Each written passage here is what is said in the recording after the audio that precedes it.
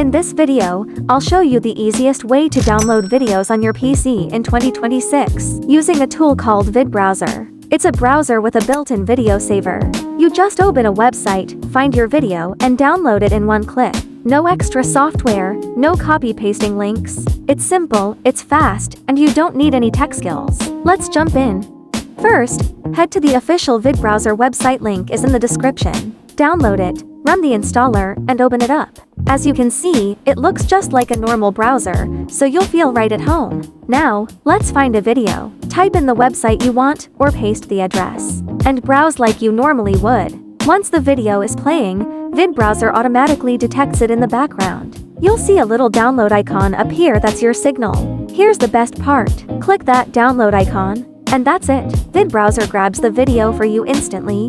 Once it's finished, where does your video go? By default, it lands in your downloads folder. You can also click Show in Folder inside VidBrowser to open it instantly. From there, play it anytime completely offline.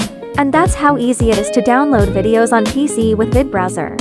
If this helped, give it a thumbs up and subscribe for more PC tips.